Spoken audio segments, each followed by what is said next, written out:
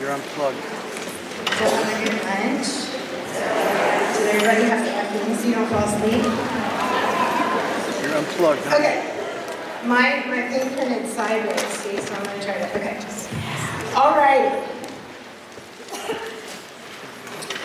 Okay, so in this talk is a little bit different. It's a good follow-up to the other one. When I have spoken before, one of the sort of feedback that I get from people is, yeah, but we want, that's great, but we want some take-home stuff. Like, what can I do? And so the purpose of this talk is to give you, like, from the psychology, spiritual side, some actual practical things. So some of them may fit for you, some of them may not. I will make a disclaimer, I'm licensed in Texas. I'm not licensed in Montana. So this is not to be, instead of psychological advice by your own provider, so I keep my board happy and they let me keep practicing in Texas. Okay.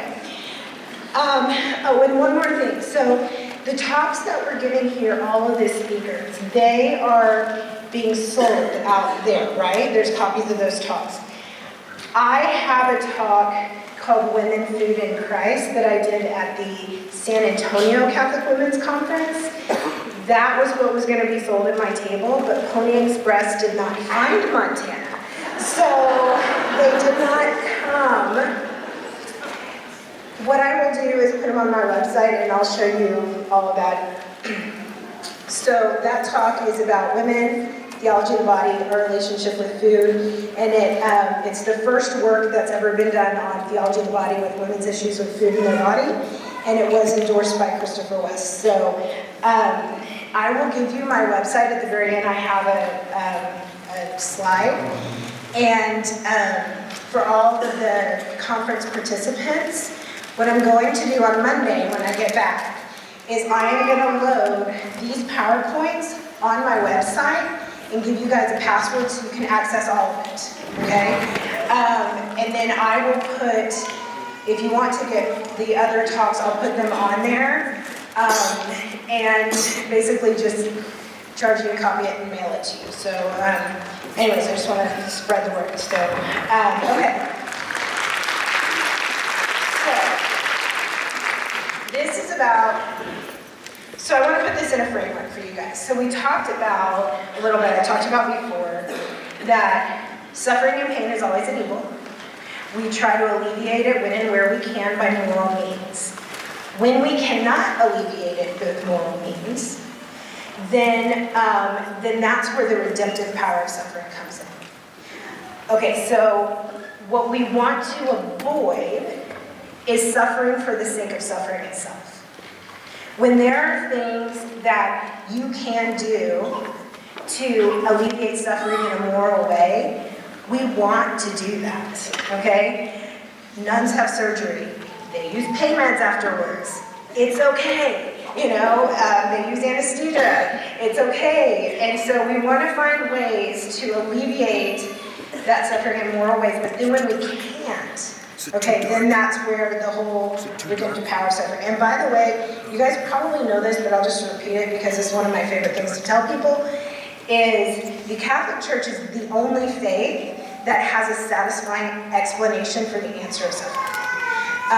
When you look at any other faith, there's just not a satisfiable answer, so go look. If you're in a place where you're kind of discerning faith, you're kind of struggling, go look. What does the Protestant faith tell you about suffering? Usually that you're not praying the right prayers, and there's so many different Protestant faiths, so I won't go into all of them, but read on the Christian meaning of human suffering. That's the name of it. It's the encyclical written by John Paul II on the Christian meaning of human suffering. You can get it for free online. Just Google it. Am I allowed to say that? Google it. Google it. And read it. Okay. So let's talk about the difference between suffering and pain and happiness versus joy. I've looked and read about 14 books I told you I've been working on this a while. I've read about 14 books on people from modern psychologists, saints, philosophers. There is not an agreed upon definition, one definition for any of these terms, okay? So that's important to know. So people will say things like, in the psych community, will say, pain is what you experience, but if you resist the pain, then that's when you really suffer. Okay, well, maybe. And then happiness versus joy. You know, people say, well, joy is that like deep warm feeling that you have. Happiness is more of that fleeting feeling, as if they were completely separate. But then you start thinking, well, if I'm happy, am I not feeling joy? Is that not okay? So this is Amber's humble view. Okay, so this is what I would say, is that happiness and joy are kind of like this Venn diagram. Okay, so you can have happiness, it's just happiness. Joy, that's more of a spiritual joy, like that deep, lasting, meaningfulness that holds you up. It's like the net that holds you up from despair. Okay? Or you can be in the middle. And a lot of times, they give rise to each other. Okay? So that's how I kind of see it. But we see joy as more enduring. This is the more enduring one. It's the higher levels of happiness. Okay, so let's go to the next one. Yes, I studied psychology. Who remembers Maslow? Okay, hierarchy of needs. Okay, so there is something here, and what I will tell you guys is that Pius XII, I think, when he wrote on. There was a conference at the Vatican for therapists and social scientists. He said, sufficient use must be made of the social scientists so that the faithful can live a more mature and pure living of the faith. So he was encouraging way back then, I think it was in the 70s, it's going back a while when I read it. I wasn't alive in the 70s, but I read it, that was in the 70s. But the church is saying, look, this is really important to use these social scientists. It's not psychology versus faith, okay? Which is what I got because I had a double major in psychology and theology. People were like, how do you do that? And I'm like, how do you not do that? And so Maslow had something here, okay? It's not the highest level of truth, but there's a reality that when your physical needs are not met, it's very hard to meet other needs. And so there's one of the health psychology classes that I took said suffering or pain, physical pain is the experience of being rent unto oneself. That when you are in physical pain, it is very hard to focus on anything but your physical pain.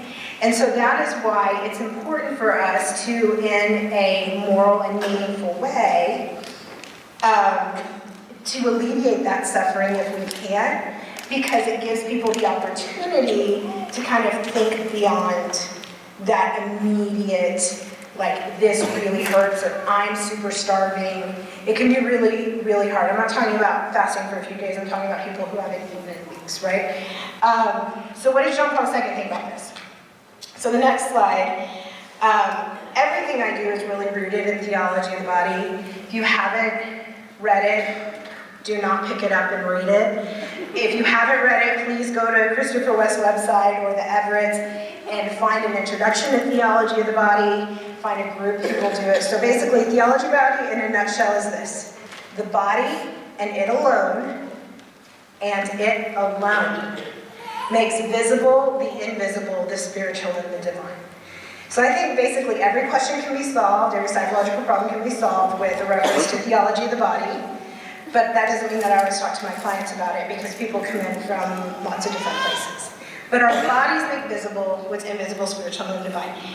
So it seems like John Paul II understood this connection between the body, the spirit, the psyche, the emotions. And so, okay, yeah, so there's that quote. So how practically in your life, okay? And we were talking about suffering, you're talking about these beautiful theological issues, I love it, you know, these are great little quotes, but my husband just died. And I can't get out of bed, and I can't sleep, and I'm crying all the time, and I don't want to eat, and I feel like life is over. And you're asking me to think about this beautiful union with God, which was kind of the place that I got to, not through a grief experience, but I knew all this stuff in my head. I have a degree in this stuff.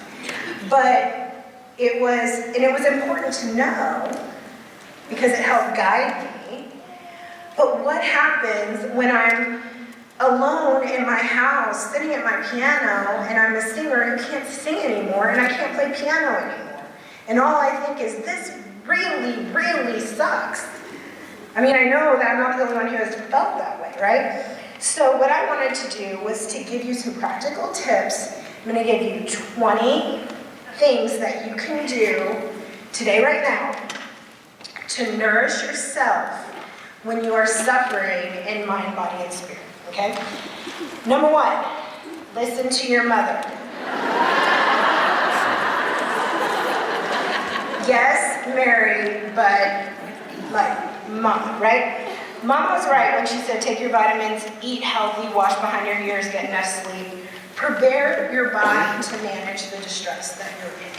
When people come into me, I had a family 3 weeks ago, their 6-week-old had died from SIDS. Okay, so they came to see me 2 days later. The first thing I asked them was, how are you sleeping? How are you eating? How can we help use resources around you to get your body ready to manage this distress in a healthy way? Because you got a lot of work to do. You got a lot of emotional work to do, you have a lot of physical, you have a lot of spiritual work to do. We need to get back to the basics. So this seems like, well, of course, but it's so important. And feed your body healthy foods. It is so important to, you know, basically my attitude about foods, and my husband too, is eat real food, don't eat too much of it, and eat mostly plant-based, grown in the earth foods, okay? That's how people ate for millions and millions and millions of years. It's really not more complicated than that. Fuel your body with healthy things. Number 2, accept multiple thoughts and feelings at once. The reason I put some paint colors on here is when I worked in patient trauma, what I would tell people is it's okay to feel multiple feelings at once. And I'd bring a jar of water, and I'd put some food coloring in it, and then I'd put food coloring of a different color, and we'd swirl it all together. Because like I said, real life doesn't fit in those pretty little compartments and spreadsheets. Especially if you have a grief experience or you've had a difficult relationship with a parent, it's absolutely possible that you feel grief and relief and sadness and happiness and jealousy all at the same time. So be okay with noticing those different feelings. Particularly if you've had someone in your family like who's had a very difficult passing, like from a very painful disease or cancer. You know, when they die, you can feel sad, but you can also feel relief that they're not suffering, but then you start judging that relief and, you know, and then you start spiraling. So just notice those different feelings and be okay with all of them happening at the same time. I'll often tell my clients to paint different colors and to put feeling words on those colors. And not the ones like typically, you know, blue is sad, red is angry, but what does it look like to you? This is so important. I literally, in the speaker's room, I have my pan of watercolors, if you want to see them. I bring them everywhere. Okay, number 3. And I think I might have misread the room for this. Okay, utilize the sacraments, but don't sacrament your problem to death. What do I mean by this? I have to be very careful about the clarification here. With the statistics that we've heard, with 12% going to weekly Mass, probably what most people need to be hearing is get back to Mass and utilize the sacraments, okay? But when I see a client for the first time, I ask, why counseling, why now? And so I had a client that told me, okay, why counseling? I'm here for such and such issue. Why now? And she allowed me to use this example. And she says, because I couldn't sacrament it to death anymore. So what does that mean? That means that there are times when the sacraments are meant to fuel and fill and lead you into community, into relationship with other people that can help fulfill some of those other needs. Okay, so we want to treat spiritual problems spiritually, but there may be times where an anxiety disorder, like severe scrupulosity, is getting in the way of you having a meaningful confession. St. Alphonsus says the most damaging thing to a spiritual life is scrupulosity. So sometimes we're dealing with some underlying disorders, and I compare this to emotional eating, okay? I'm not going to tell you eating's bad. In fact, I'm going to tell you you need to be eating. But what we need to do is solve emotional problems emotionally and physical problems physically. And so it's not that there's these categories, but they're, that are completely separate because we're integrated people. But there are times where your priest will call me and say, I need to send somebody to you because there's some scrupulosity going on and I can't have a confession twice a day or once a day for the same stuff. There's something else going on where this person cannot live the faith fully because there's other things going on. Okay, so if you're not sure, ask a trusted spiritual director, well-formed counselor, spiritual advisor. So like I said, I have to be very careful about how I qualify this. We need the sacraments. You need the sacraments. They are the very lifeblood of your spiritual life. But there are times where we need other things, and the sacraments, even think about it, Mass. At the very end of Mass, do they say, sit here at Mass, the Mass is over, sit here, and don't ever do anything else?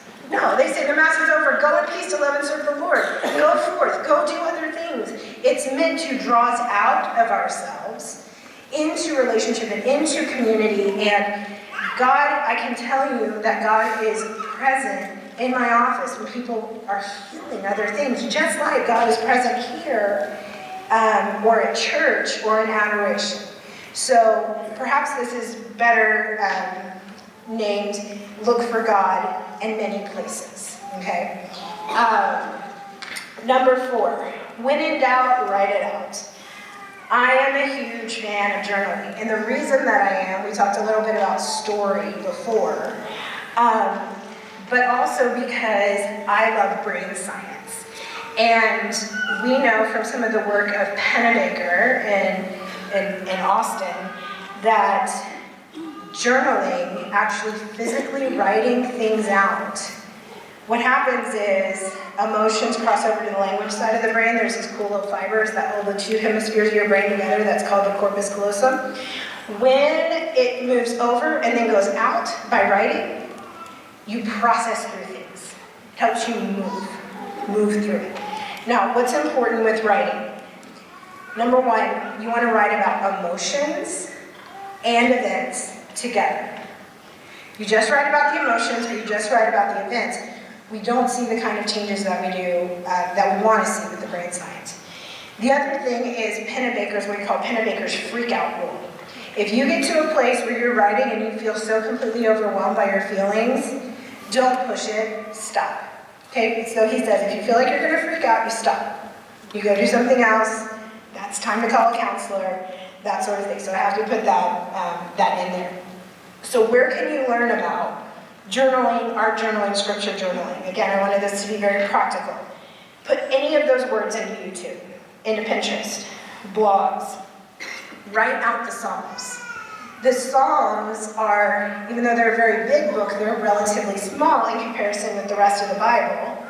But most of the divine office that the church wants us praying every day and most exposed to is the Psalms. So there's some richness there. So just start writing out the Psalms. Google mixed media online classes. Remember that this is a practice that's been used since the beginning of time. We talked about Lewis and Clark, the writers of the Bible.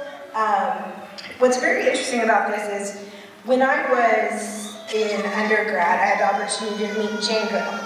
And I know that Jane Goodall has very different beliefs than we do about the nature of the human person, the distinction about the higher primates from humans. But I had the opportunity to ask her one question.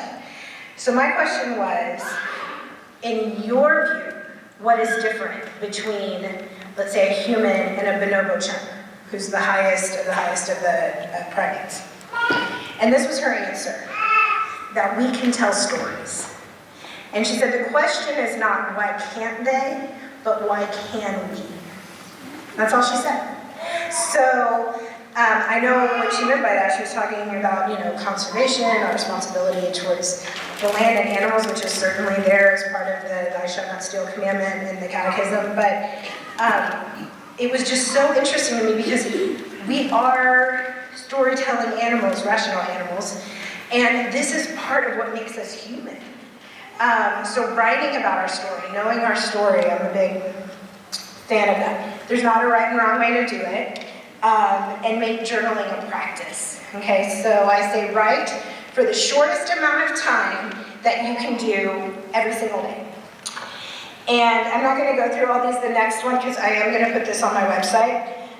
These are some of my favorites for giving you some information on where to find information about journaling or art journaling. Number 5, treat clinical depression and anxiety appropriately.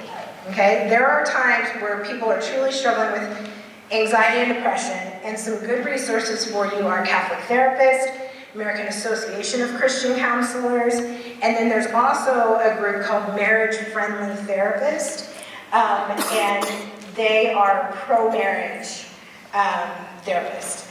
I'm also a member of the Anxiety and Depression Association of America. So the next one, thoughts change feelings. We need to be very aware of our thoughts because we have a thought before we have a feeling, even though it might be extremely automatic. So cognitive behavioral therapy, dialectical behavioral therapy, these are big fancy names. All it means is therapy that talks about how to change our thoughts so we can change our feelings, because when we change our feelings, we can change our actions. These are 3 very good workbooks that I work with my clients. Again, don't try to write it all down. I'm going to let you guys know how to source that information. Number 7, holy women say no and set appropriate boundaries. I like to think of Mary as very emotionally mature, generous, but I like to think of her as someone who really knew herself, because she really knew who made her. And I like to think that Mary had boundaries. And we know that Jesus had boundaries. Why? Okay, so let's think about this. Jesus could heal people like that. If you had someone in your town that you knew could heal people like that, I imagine there would be long lines. So he could have healed 24 hours a day, but what did he say? At some point he had to say, I need to stop. At some point he had to go have time with the Father. Okay, that's not specifically in the scripture, certainly going, and having time with the Father, but what must he have done to have time with the Father? He had to say no to something. And every time you say no to something, you say yes to something else, and every time you say yes to something, you say no to something else. So there's no such thing as just being a yes person. And as women, we like to say yes to things. And sometimes we have to say no to things, and then remind ourselves what we're saying yes to. No, I can't do that panel because I need to say yes to my daughter's swimming, okay? There's also setting boundaries with your adult children, which is just something I see a lot, so I put that in there too. All of these boundaries books, amazing. Struggling in marriage, boundaries in marriage, amazing. Number 8, parent effectively for your family. Stay off the mommy blogs, respect the science, get information, but don't overthink it. There are a million views on parenting and what you should do with your kids. Even within the Catholic circles, you listen to EWTN, the Pop Checks and Dr. Ray have very different views on spanking. Okay? So even within a respected, trusted Catholic community, here's the thing. You got the grace of parenthood through the sacrament of marriage. And I will tell people, nobody knows your family like you. I'm here as a resource, but I don't pretend to have the grace that you and your husband have to parent your children. If you have children with special needs, whatever those special needs are, learn about them. And then do what's best for your family and let yourself off the hook, okay? So I have a child with ADHD. I also have a very, very gifted child. So parents got to give to children, and then just in general, the whole brain child. It doesn't say theology of the body, but it's all about brain science and emotions and how we pull those together. I think it's a really rich resource, okay? Number 9, order your life, get back to the basics. Okay, so these are all some books. We need to have order in our spiritual life, like a rule of life. We need to have order in our house. Maybe not 52-week meal plans. I understand that I'm a little bit on the neurotic side, I got it. But theology of the body is not just, I'm convinced, it's not just our bodies, it's also physical space around us, okay? You go into a convent, you go into a church, what do you see? Order. Why? Because you need space for God to work. Number 10, start a gratitude practice today. Whether it's in your journal, where you write 3 things, whether it's the first thing you say in your prayers, thank you for this, this, and this. If you are feeling down, write gratitude. And again, these are practices. It's not something that you go home and, okay, I wrote a list of 10 things I'm grateful for. Why don't I feel better, Amber? Because I need you to do this each day, over and over and over again. Number 11, utilize some form of body work, okay? Because the body makes visible what's invisible. Whether that's walking, exercise, stretching, massage, self-care, paint your nails. Whatever it is, we need to involve our bodies. Number 12, learn to breathe. Yes, I am serious. I realized when I started learning how to breathe to relax and calm overwhelming anxiety I felt coming home from the hospital that I really hadn't breathed really in like 10 years. So learning how to do that effectively. There's a free app called Calm, C-A-L-M, that will take you through breathing exercises. It's free, it's on your phone, use it. Number 13, balance your hormones and be healthy. Okay, my husband is an OB/GYN, he does naprotechnology. We have napro means natural procreative. We need to learn how to balance hormones in a way that is healthy, and I invite you to visit the fertility care booth here. There are fertility care practitioners here for you. It's not just, do I want to get pregnant or not get pregnant? It's, is there truly women's fertility health? And I can tell you, I have seen many women who come into me because they're angry because they're always yelling at their kids. More than once, I've sent them for hormone consults. They've gotten on bioidentical progesterone, and they're not angry and depressed anymore. That's not the case for everybody, but it's an important, like on those lower levels, let's cover all the bases. Number 14, avoid sharing with the wrong people and make sure you share with the right ones. Our secrets make us sick. But what I tell people is everybody has the right to tell their story, but no one should ever be pressured to tell their story. So you want to make sure the people that you're sharing with, because I don't want you having secrets, are healthy people.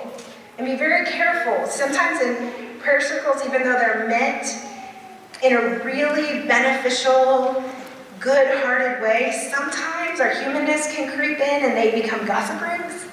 And so if you say you're not going to say something, don't tell it just so you can get through it. Number 15, be social. We are relational beings. We need to be social. When you're feeling down and you're struggling, you need to be around other people, around other women. Bible studies, book clubs, coffee dates. The next one is using all of your senses to calm. Okay, so what are all the ways that I can use hearing, sight, smell, touch, taste to calm myself? Make a list of those things, whether it's a nice candle or certain lighting. Number 17, be creative with your hands. We are called to be creative beings. We are made creative, and we will self-destruct if we are not creative. I don't mean you have to draw. I like to draw, but it could be gardening, it could be cleaning and ordering your house. You have to be creative with your hands. Number 18, ask for help. then accept it. This is something I had to learn the hard way. Ask for help. It's a great lesson to your daughters. You may not want to ask for help, and I didn't want to ask for help, but I wanted my daughters to know it was okay to ask for help. So they had to see me doing it. Number 19, help somebody else.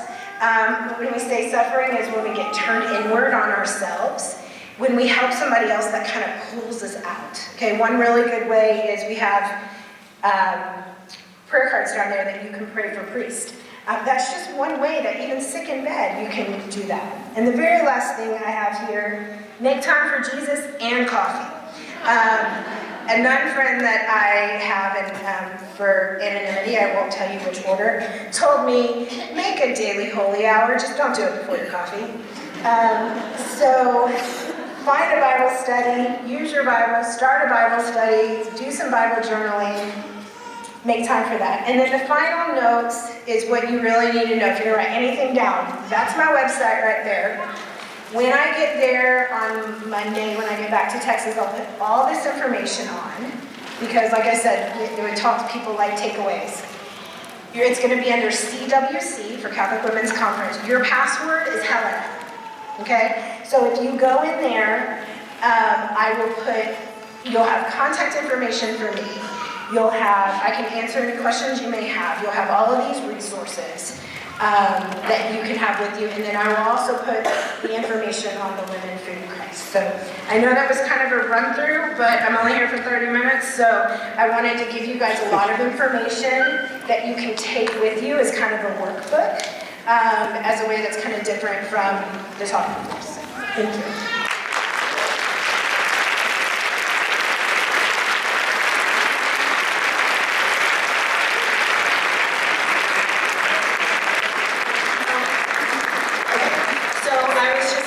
Read the website out loud. So it's Amber, A-M-B-E-R, Pilkington, just like it sounds, Pilkington, and then LPC, like licensed professional counselor.com. All right.